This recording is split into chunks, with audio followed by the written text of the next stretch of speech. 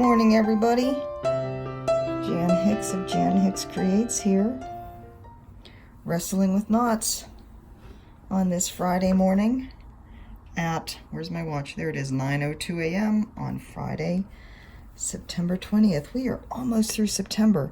Oh, just a little over a month and the boys come. Yay! So, mushrooms. Let me get this knot in here and I will show you. I am almost done. I had forgotten that there are knots on this thing too. I don't think I'm really doing French knots. I think I'm doing colonial knots, but that's okay. In my opinion, a knot is a knot. I am not the best knot maker, but I don't really care. So, almost done. I love it. If they don't like it, I am happy to keep it. And if I end up with two, that's fine too. So I just have back stitching and random knots to do down through here.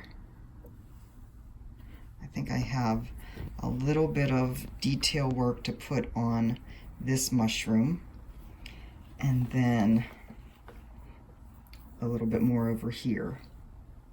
I really should have gotten it done last night, but yeah, I was getting kind of tired of backstitch last night. I wanted to work on something else, but I wasn't going to allow myself to work on anything else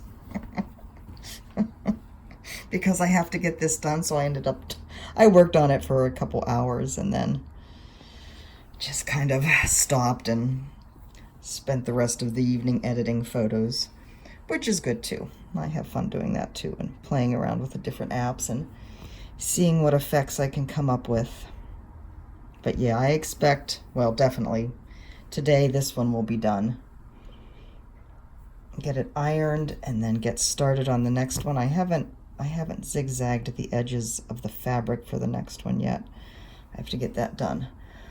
Get started on that one. Because time is a-ticking. The boys come in a month. October 23rd. So yeah, I need to get it done and get it into the framer. Boy, I hope that works. We shall see. Even if we have to pick it up while they're here, pick them up while they're here, that's fine. I'm gonna get them framed and frame them in exactly the same way. So yeah, I'm very, very happy with it. I don't usually like to do the same pattern twice, but for my boys I will do it, right? We do things for our kids that we don't normally do. Speaking of the boys, oh my God, Samuel, he's so funny. He's my older one. He texted me the other day, and I actually didn't see the first text. He texted me and said, can we have banana chocolate chip bread while we're there? And I didn't see that text. I saw the next one that said, oh, and pumpkin chocolate chip bread as well. Now, that kind of gives you a clue of the kind of things we had a lot when they were growing up. Chocolate chips for days. So I said, definitely. And I said, chocolate chip cookies, chocolate chip pancakes. And he said, oh, pumpkin chocolate chip pancakes. And I said, all the chocolate chips. So definitely, as long as you don't mind them being gluten-free. He's like, does it change the taste? I'm like, nah, not really the taste, just the texture. But you know, everything is really just a chocolate chip delivery vehicle. So it's all good. I was talking to him about the kind of things. We've decided we're not going to go over to the other island. We're just going to stay here and use the money for doing things here. So I was telling him that and telling him about, you know, the kind of things we're going to be doing. There's an outfit right up here off of Schofield that they take people snorkeling out on their boat, you know, out a little deeper into the reef. And I think he said there's a shipwreck. I don't remember correctly. So I was talking to him about that and doing some parasailing. I think they will absolutely love parasailing. And so somehow we got on the topic of sharks. Oh, I guess I said also we may see some sharks and dolphins while we're out there. And he said, in the water with the sharks, isn't that kind of dangerous? And I said, well, my understanding is that, not all sharks are dangerous to humans. And the captains of the boats, I'm sure, if they see sharks, they'll pull us in. Not 10 minutes later, after I got done talking to him, I got a notification. I get notifications from one of the local news channels here. I got notifications that three people that were snorkeling off of Haleiwa up here on the North Shore were taken to the hospital for shark bites. I haven't looked at the article to see what type of shark and, if they were being aggressive towards it or, what the whole story is. But I'm like, oh, God. Well, luckily Samuel didn't see that. They were in I guess, bad enough condition that they were at least kept in the hospital for a couple days here. So, oy vey. But anyways, we'll have fun. Told them to bring some shoes. They don't mind getting muddy when we're out hiking because you never know what the trails are going to be like. So let's see. Thank you to all of you who bought some patterns yesterday. I hope you love stitching them.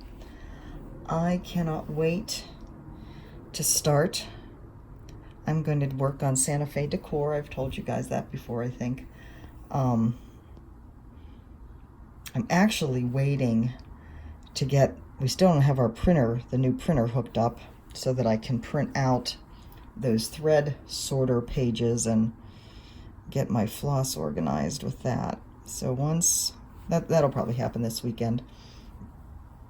I'm going to go down to the Apple store and get a new computer, new Mac Mini for my desk here because my Mac Mini is, God, 7 years old. I think I got it in 2012. So yeah, it's time to upgrade that. It kind of chunks along reluctantly, so it's time to upgrade. Oh, let's see, what else is happening? Do you guys remember I mentioned to you a few weeks ago an Australian couple that are overlanding it, well, were overlanding it from Australia to England, and they were shipping they have a Toyota Trooper, I think it is, shipping it like in containers or on ferries from island to island, hopping across from Australia over to across Indonesia and over to Myanmar, and then they went into India, and I talked to you guys about they did a month-long, they parked their vehicle and did a month-long trek through the Himalayas, went up to one of the first Everest base camp, and, we really enjoyed watching their videos. They went through India, they went up through Pakistan, they headed up the Karakoram Highway to enter China. We saw that video. Then they had a video with another couple in Kyrgyzstan, and that's the last video we saw, and that was months ago. And so, of course, their followers are like asking, are you okay? Are you okay? What's going on? We haven't seen anything from you for a while. Just kind of like you did, right? You disappear. You're used to watching somebody and they disappear and you wonder what's going on. And after a while, you start to get concerned. Well, in this case, there was reason to be concerned. Their plan was to go through the stands, through Iran to get through Turkey to get into Europe, in order to avoid going through Afghanistan, which, makes a lot of sense. Unfortunately, when they were in Iran, they were flying a drone in a restricted area, or maybe you just have to get a permit to fly in a drone in Iran just in general. I'm not sure of the whole story. But anyways, they've been in prison in Iran for probably 11 or 12, yeah, 11 or 12 weeks now at this point. We only learned about it because the family has gotten the Australian government involved.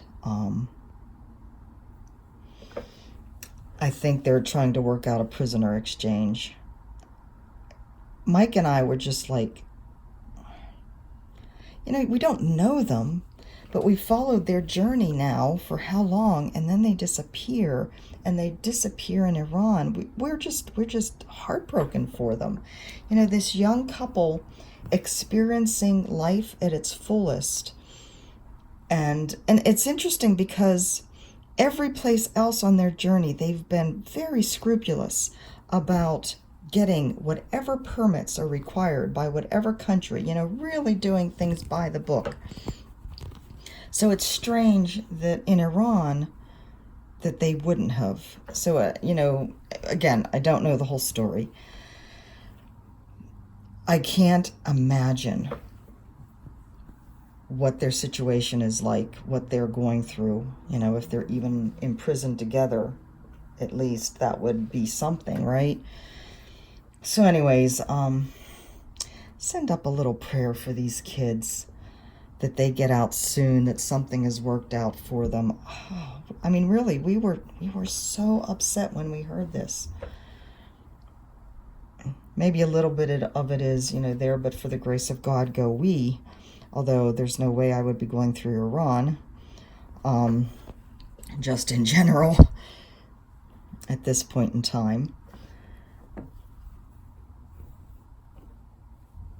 And it's actually a shame because, the Persian Empire, there's so many interesting places to visit there. But, yeah, I hope they get home soon. I can't imagine when they get out that they will be continuing their journey, I would expect. But you never know. You never know. But anyways, our heart just broke for these kids. I have a doctor's appointment I have to head to in a little bit, so this isn't going to be real long today. I feel like all I'm doing is going to doctor's appointments with PT, and this is my annual female checkup, and I have mammogram and ultrasound follow-up for, annual mammogram and then ultrasound follow-up that I have to get done every 6 months for the suspicious thing in my breast. So it's kind of a season of doctor's appointments. Still going to the PT. I can't say we really found a resolution yet. I had one day this week where I didn't have any pain and usually after sitting in this computer chair all day, I'm feeling it. So I had one day where I didn't have any pain, and I was like, woohoo, this is what it feels like. But the next day it was back. So we're still trying to figure out exactly what is causing all the problems. And our best guess at this point is sacral torsion, so the tailbone being torqued a little bit.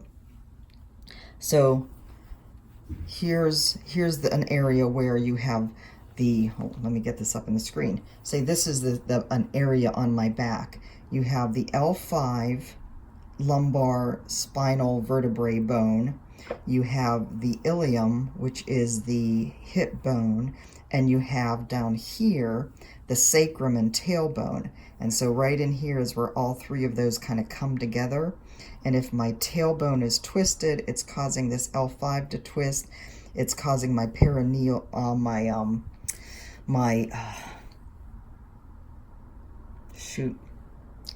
the muscle going across my glute. I just lost the name, starts with a P. It's causing that to pull in, so it's causing my ilium to pull in. So there's this juncture of all three of them right there that we think is the culprit, and finding the right combination of exercises to kind of pull those apart and keep them pulled apart is a challenge. I think my physical therapist considers me his challenge case. But I'm thinking, because I did have one day that was pain-free, I'm thinking that we are on the right track this time with the exercises I'm doing this week. I actually don't have an appointment so far with him for next week. He was totally booked up, so I'm on a waiting list. So we'll see. If I don't get in, I just keep doing these exercises and we'll see where we are. So yeah, that's continuing. And I know there's a lot of you that live with pain all the time, so I try not to whine too much. Let's see, where am I going to go here? I'm going to come, oops, I lost my place. I'm going to come across, no, I'm going to come across here. It's funny, I have a crack on my screen that's right where my needle is coming up. It's like, is that the needle or is that the crack? Okay, I'm going to come up there and I'm going to go down here. So anyway, that's kind of what's going on in my world. Another thing I've been meaning to share with you for the past couple weeks, and some of this is going to be reading. There's a needle worker extraordinaire, I would call her, Mary Corbett, who has been around for ages and ages. She's has a website. She has tons of information on her website. She has a newsletter that I get. I think it's every week, if not more often, just full of great embroidery tips and information. I mean, she's a wealth of knowledge. And one of her newsletters from not too long ago talked about needles. And I never did do the needle video, and for that I apologize, but you know, that's how life is sometimes. Oh, there's supposed to be some there too. More knots is what I was starting to say. But anyway, she sent a email not too long ago about needles, and I thought I would talk to you. I thought I'd read some of this to you because I think it's very interesting, and there might be some information in here that somebody needs to hear. So let me figure out where I'm going. All right, so for the most part, she says, once you have been stitching for a while, whether it's embroidery or any type of needlework, you kind of get to a feel for what works and what doesn't. But what she recommends is not being beholden to any one needle size, because not all brands' sizes are the same. So let me explain that. A 26 made by one manufacturer may not be the same size. It may end up being slightly different or even a lot different from another manufacturer. Different countries, different brands, everything changes. You'd think there'd be a standard, but apparently there isn't. So she does recommend getting a needle size or card, if that's something that you're concerned about. But she does say that once you've been stitching for a while, you do get a feel of what works and what doesn't. And then she gives some tips on how to tell what works and what doesn't. And that's what I'm going to talk to you about. She says, if you're having trouble with your stitching and you're not sure whether you have the right needle, it's always better to go down in size, and down in size takes you to a larger needle, right, than to go up in size. So if you're working with a 28 and it just doesn't feel right, try a 26. So she says, how do you know what kind of problems? She says, if you're having a frustration with knots, pilling, tangling, twisting, fraying, those can all be indications that you need to use a larger needle. So if your needle is too small for the materials you're using, too small for the thickness of the thread, too small for the weave of the fabric compared to the thickness of the thread, it will wreak havoc on your thread and drive you nuts. Okay, so some ways to tell that you might need a larger needle. And like I said, I'm going to be reading this here a bit. If it requires effort to pull your needle through the fabric, and when you do, it makes a loud popping sound, that's a real good indication that you need to change. She says, you know, a subtle pop is one thing, but a really loud pop where the fabric like is pulling and denting when you're pulling it through, that's the sign of the wrong needle. And it means, what it means is you're not making a large enough hole in your fabric for your needle to pass through easily, because that's what you want. If your thread makes a loud zipper noise as you pull it through the fabric, she says a lot, you know, it's nice hearing that thread shh kind of sound as it comes up through the up or down through your fabric. But if it's a louder sound rather than a soft or wispy sound, then again, your needle is too small for the fabric. It's not opening up the fabric enough to let your thread pull through nicely. Okay, she also says, though, an exception to the zipper noise can be the type of thread you're using, because pearl cottons or different types of silk with a tighter twist will make more of a noise just because of that twist. And I have noticed that with pearl cotton in the past, that that twist creates more of a sound. Let's see, if your thread is fraying, pilling, dolling, or fuzzing after only using a short length, then you definitely, especially if you're using a good quality floss, then you definitely need to change your needle size. She says you should be able to stitch easily with at least a whole 18 inches of floss before your thread shows obvious signs of wear. If it is fraying or dolling sooner than that, try switching to the next larger size, which is the next number down for your needle. Now, I don't know if the same would be true for embroidery as well as cross stitch. You know, many embroidery stitches are going to use more thread at one time than for cross stitch. And I'm thinking really in particular about like full coverage pieces, which is, you know, obviously what's on my mind a lot recently. You know, I don't know whether that usage thing holds true, but whatever. If you feel like it's fraying more and pilling more than it should, then you probably need to go down a needle size. And then she says your thread is twisting up on itself greatly every time you pull through, usually accompanied by the louder noise mentioned in 2 and knotting. A too small hole pushes the thread into twisting more than it normally would.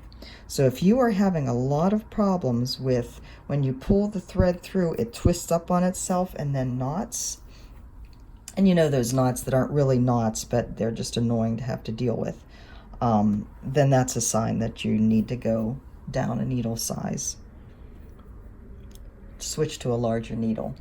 Then the next tip she says is, and I think I've seen other people mention this, but it's good to mention again. There are 2 sides to every needle. So every needle eye. So I don't know whether you can tell, but when I think for the most part, when manufacturers make a needle, they're punching down through the length of the metal. And there is one side that is more concave and one side that is more convex. So if you are having trouble threading your needle, then flip it over and try threading through the other side of the eye. That works for me every time. And it's sometimes you can see it in a needle, sometimes it's hard to eyeball. All right, so I am going to end that thread there. There are some, there's some knots I need to put in there, and there's some knots I need to put in there, but I think that will wait for another time. I want to get this uploaded. I have to leave in about 45 minutes. So let's see if we can get this uploaded before I leave. Luckily, there's not a lot of editing I have to do to these, but look at that. Isn't that?